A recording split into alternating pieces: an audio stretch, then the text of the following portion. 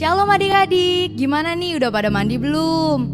Hari ini kita lagi memperingati hari apa yo? Bener, hari kelahiran Tuhan Yesus. Gak apa-apa ya adik-adik, walaupun kita gak merayakan Natal di gereja, tapi sukacita Natal harus tetap kalian rasakan. Yuk sebelum mulai kita lipat tangannya, tutup matanya, kita bersatu dalam doa. Tuhan Yesus, terima kasih Tuhan, hari ini kami masih bisa merayakan hari kelahiran-Mu Bapa. Tuhan, semoga perayaan hari ini dapat menyukakan hati Engkau Tuhan.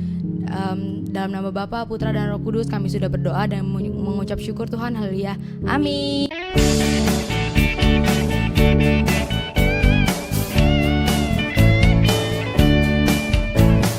Daki daki daki daki gunung yang tinggi, ku turun turun turun turun lembah yang dalam, ku melintasi padang rumput hijau membentang. Yesus besertaku, di kanan Kau ada, di kiri Kau ada, di atas dan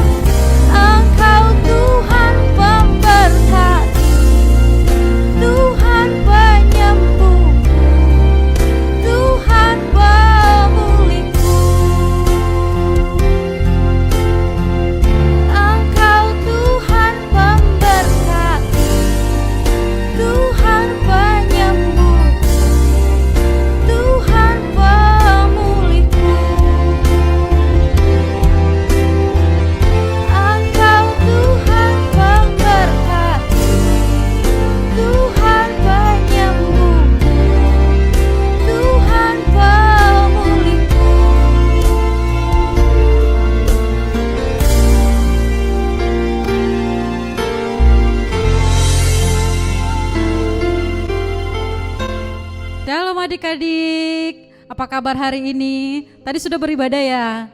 Siapa yang nyanyi dengan serius tadi pagi? Pasti serius semua nyanyi ya. Adik-adik, kakak mengucapkan selamat hari Natal dan tahun baru. Kiranya di tahun ini penyertaan Tuhan tetap sempurna bagi kita ya. Oke adik-adik, sebelum kita mendengarkan firman Tuhan, terlebih dahulu kita berdoa ya. Bapa di dalam surga, kami bersyukur untuk pagi hari ini, karena kasih dan kebaikan Tuhan kami boleh Tuhan merayakan hari kelahiran Tuhan. Terima kasih Bapa yang baik, selamat ulang tahun Tuhan Yesus. Kami percaya kelahiran-Mu ke dunia untuk menyelamatkan setiap kami umat berdosa, agar kami Tuhan layak untuk masuk ke dalam kerajaan-Mu. Terima kasih Tuhan, terima kasih. Terpujilah nama-Mu Tuhan. Kami akan mendengarkan firman-Mu, kiranya urapi telinga pendengaran kami, agar kami boleh mendengarkan firman-Mu dan firman-Mu berbuah di hati kami, dan kami boleh menjadi pelaku firman Tuhan. Terima kasih Tuhan, terpujilah nama-Mu. Dalam nama Yesus yang siap mendengarkan firman Tuhan, katakan amin. Nah adik-adik, pagi hari ini tema Natal kita yaitu Immanuel. Adik-adik, coba siapa tahu apa arti Immanuel?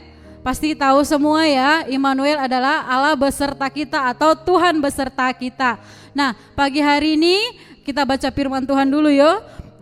Kita ambil dari Lukas 2 ayat 1 sampai 7, terus nanti di dalam Matius 1 ayat 23. Kita baca dari Lukas dulu ya. Lukas 2 ayat 1 sampai 7. Kita baca bareng-bareng ya. Adik-adik yang di rumah coba Alkitabnya dibuka ya. Semua udah pada bisa buka Alkitab kan? Yuk kita baca bareng-bareng. Kelahiran Yesus.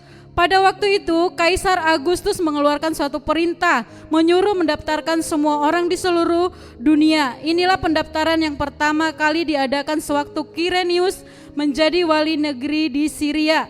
Maka pergilah semua orang mendaftarkan diri masing-masing di kotanya sendiri. Demikian juga Yusuf pergi dari kota Nazaret di Galilea ke Yudea, ke kota Daud yang bernama Bethlehem, karena ia berasal dari keluarga dan keturunan Daud, supaya didaftarkan bersama-sama dengan Maria tunangannya yang sedang mengandung. Ketika mereka di situ, tibalah waktunya bagi Maria untuk bersalin, dan ia melahirkan seorang anak laki-laki, anaknya yang sulung, lalu dibungkusnya dengan lampin dan dibaringkan di dalam palungan karena tidak ada tempat bagi mereka di rumah penginapan. Nah satu lagi adik-adik, buka di dalam Matius 1 ayat 23. Kakak baca ya. Sesungguhnya anak darah itu akan mengandung dan melahirkan seorang anak laki-laki, dan mereka menamakan dia Immanuel, yang berarti Allah menyertai kita. Nah adik-adik, sebelum kakak terangkan firman Tuhan, coba menurut adik-adik, tadi diterangkan kan bahwa arti kata penginapan di dalam Injil Lukas tadi. Nah adik-adik kakak terangin sedikit ya. Kata penginapan yang maksudnya rumah penginapan, yang maksudnya tempat rumah penginapan di dalam Lukas 2 ayat 7 itu adalah ruang tamu, yaitu maksudnya apa? Ketika Maria akan hendak melahirkan, maksudnya mau bersalin itu, Mami Maria aja kita bilang ya biar lebih keren. Nah Mami Maria nggak punya tempat. Kenapa nggak punya tempat adik-adik? Pada waktu itu apa? Seluruh orang harus mendaftarkan keluarganya untuk apa? Didaftarkan ke tempat apa? Kalau sekarang mungkin apa ya dibilang ya? Pokoknya untuk pendaftaran penduduk lah ya. Biar tahu mana yang warganya yang belum didaftarkan atau enggak. Nah Mami Maria sama Papi Yusuf aja kita bilang ya, harus mereka mendaftarkan keluarga mereka. Nah pada waktu itu mereka berjalan dari daerah Galilea atau Yudea dari Nazaret sampai ke Bethlehem. Bayangin adik-adik, Mami Maria harus naik apa? Keledai. Jadi pada waktu itu mungkin keluarga dari Papi Yusuf pasti banyak nih ya keluarganya yang ada di Bethlehem. Maka pada waktu itu apa? Tempat kalau nggak salah ya di zaman dahulu itu pasti mereka pergi ke keluarga ya. Mami Maria pasti pergi ke keluarga Daud. Nah mungkin pada waktu itu karena banyak orang yang mendaftarkan diri jadi penuh. Nah penginapan di sini artinya ruang tamu ya adik-adik. Nah kakak jelasin lagi. Menurut adik-adik tempat Yesus lahir itu kandang dombanya seperti apa? Nah adik-adik kakak coba cari di Google atau di YouTube. Tempatnya adalah, Kak cari namanya adalah Migdal Eder. Coba adik-adik cari ya nanti kalau ada waktu. Migdal Eder ini adalah sebuah kandang, memang tempat kandang yang dikhususkan untuk hewan-hewan domba yang akan dibuat sebagai korban penghapusan dosa pada waktu zaman-zaman sebelum, pada zaman-zaman Yesus atau sebelum pada zaman-zaman perjanjian lama. Jadi bukan tempat yang kotor ya adik-adik, ada standarnya, pasti itu tempat yang bersih, cuman adalah tempat domba dipelihara. Nah adik-adik, kita percaya kenapa itu harus terjadi, Tuhan Yesus harus lahir di kandang domba. Nah adik-adik, domba artinya adalah domba untuk penyelamatan umat manusia. Jadi adik-adik, Tuhan Yesus harus menggenapi itu, bahwa apa? Pada zaman dahulu domba adalah dibuat sebagai apa? Korban penghapusan dosa atau penebusan salah. Banyak sekali ya domba yang tidak bercacat dan tidak bercela. Nah itu adalah kiasan atau gambaran ketika Tuhan Yesus lahir, bahwa apa? Nanti Yesus disebut sebagai anak domba, dan itu adalah merupakan kiasan. Nah adik-adik, kalau Tuhan Yesus lahir di ruang tamu, jadinya anaknya apa? Jadi Tuhan Yesus bukan anak domba dong, berarti anak apa? Anak yang keren ya. Nah ini adalah kiasannya yang digambarkan nanti sebagaimana apa? Tuhan Yesus harus apa? Menebus umat manusia sebagai apa? Sebagai korban atau sebagai penghapusan apa? Sebagai darah yang tidak ada bersalah. Bahwa apa? Tuhan Yesus nanti dikorbankan untuk menebus dosa manusia. Bahwa apa? Sebagai darah yang murni, maksudnya apa? Darah yang tidak mempunyai salah. Nah adik-adik, kenapa Tuhan Yesus harus rela ke dunia ini capek-capek gitu ya adik-adik untuk menebus dosa umat manusia? Nah coba adik-adik buka dalam Yohanes 3 ayat 16. Di situ ada hukum kasih, yaitu apa? Bahwa apa? Tuhan Yesus mengasihi dunia ini agar apa? Setiap orang yang percaya kepadanya tidak binasa, melainkan apa? Beroleh keselamatan. Nah adik-adik, kenapa Tuhan Yesus harus melakukan itu? Karena apa? Tuhan Yesus yang menciptakan dunia ini. Nah adik-adik, kakak percaya mulai dari zaman perjanjian lama sampai perjanjian baru, nggak ada ya satupun tokoh di Alkitab yang tidak berdosa. Mereka semua berdosa.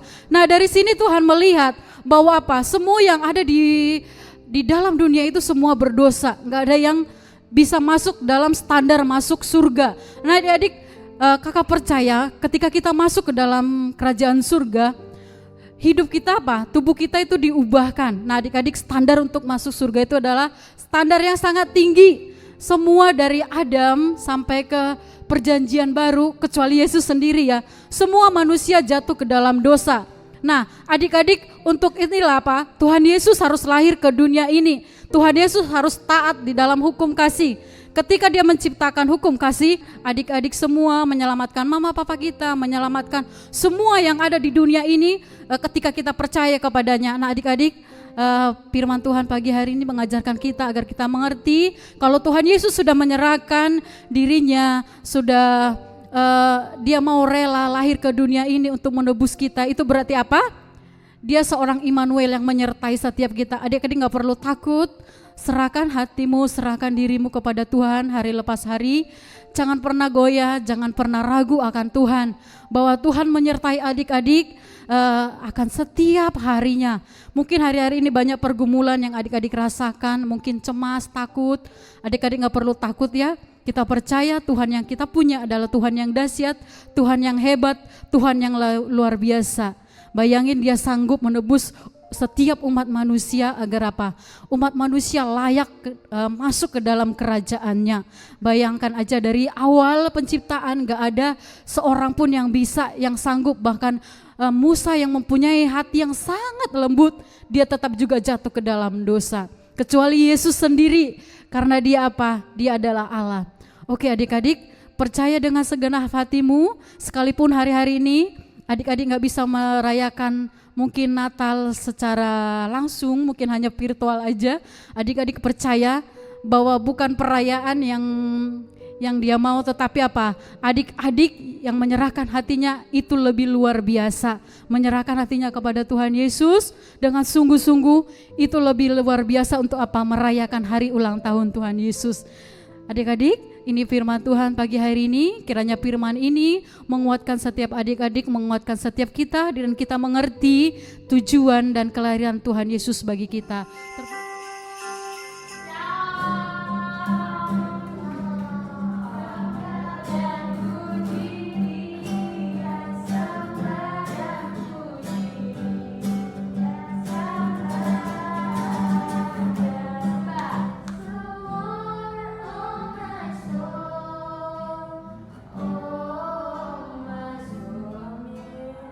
Jadi sebenarnya arti Natal itu sebenarnya adalah sebuah kesederhanaan. Ya. Kenapa? Karena Yesus lahir itu tidak ada pohon Natal seperti ini, tidak ada topi seperti ini, tidak memakai sepatu. Wish you a Merry Christmas. We wish you a Merry Christmas. We wish you a Merry Christmas.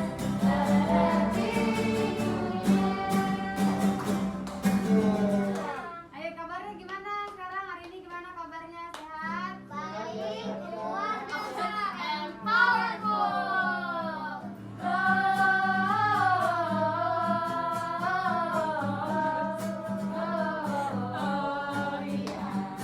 Muliakan Tuhan. Kurang masih semangat? Masih. Coba tepuk Yesus. Yes. Yesus, Yesus, yes. Ya Aba, Bapa, ini aku anakmu, layakkanlah seluruh hidupku. Nah, Natal itu adalah sebuah kesederhanaan. Coba sama-sama. 1, 2, 3. Kesederhanaan. Merry Christmas.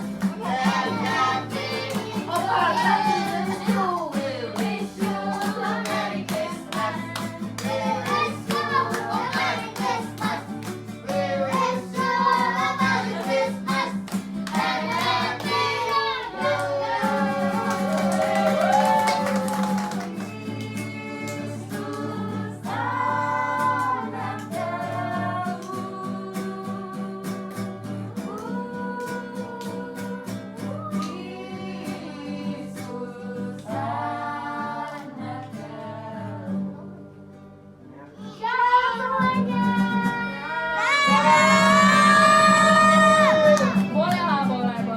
Tepuk Yesus. Yes. Yesus, yes.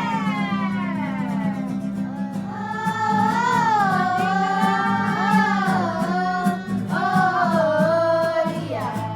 Muliakan Tuhan di tempat. Jalan serta Yesus, jalan sertanya setiap hari. Ya Aba, Bapa, ini aku anakmu, layakkanlah seluruh hidupku. Ya Aba, ini aku anakmu, pakailah sesuai dengan rencanamu. For before, oh my soul, I worship your holy name. Sering terjadi di suasana Natal ya. Dan sesibuk-sibuk apapun, secapek-capek apapun, tapi itulah yang kita rindukan, betul nggak? Mau capek kek, mau banyak pikiran kek, banyak pengeluaran kek, tapi itulah sukacita kita. Jadi kita mau pasang lilin, mau nyanyi lagu Malam Kudus. Tuhan Yesus memberkati. Hari Natal dan tahun baru, Tuhan Yesus memberkati.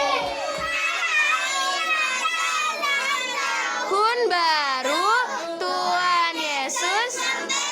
Terpujilah nama Tuhan, kita berdoa dulu yuk. Terima kasih Tuhan Yesus, kami bersyukur buat firman-Mu pagi hari ini. Kami mengerti Tuhan, kelahiran Tuhan bagi kami, bahwa untuk menebus setiap dosa kami. Kami percaya kami manusia yang hina ini, kami manusia berdosa ini disucikan oleh darah Tuhan Yesus ketika kami menerima Engkau, ketika kami percaya. Kami tahu Tuhan, ketika kami tidak menerima Tuhan, kematianlah yang menjadi bagian kami. Tapi ketika kami menerima Tuhan Yesus sebagai Tuhan dan Juru Selamat kami percaya kami boleh hidup bersama Tuhan, bahwa kami boleh Tuhan masuk ke dalam kerajaan-Mu. Terima kasih Tuhan Yesus. Terima kasih Bapa, sekali lagi Tuhan selamat ulang tahun untuk Engkau Bapa yang baik. Hadirlah terus di dalam setiap hidup kami, bimbing kami Tuhan Yesus, ajar kami menjadi anak-anak yang semakin taat hari-hari ini. Pakai kami Tuhan untuk menjadi generasi Yeremia, generasi yang takut akan Tuhan, generasi yang membanggakan, generasi yang berhasil di bangsa kami, baik di negara ini, baik di luar dari negara kami. Kami adalah generasi-generasi anak-anak muda, anak-anak sekolah minggu-Mu Tuhan, yang berhasil hari-hari ini. Kami akan dipakai Tuhan secara dahsyat dan luar biasa. Tuhan mengurapi kami, dan nanti di tahun 2021 kami melihat kemenangan terjadi di dalam hidup kami. Tuhan akan memakai setiap anak-anak di bangsa kami. Tuhan akan memakai setiap anak-anak di dunia ini untuk memulai pekerjaan Tuhan. Kami tahu Tuhan Yesus pagi telah menguning. Kami tahu waktu Tuhan sudah semakin dekat, dan kami tahu kami akan nanti berjalan dengan Tuhan, dan kami nanti akan dijemput bersama dengan Engkau Tuhan di awan-awan yang permai. Kami tahu adalah sorga adalah bagian kami ketika kami percaya kepada Tuhan. Terima kasih Bapa, terpujilah nama Tuhan. Kami bersuka cita atas firman-Mu. Dalam nama Yesus yang telah berdoa, katakan amin. Terima kasih adik-adik. Selamat hari Natal. Tuhan Yesus memberkati.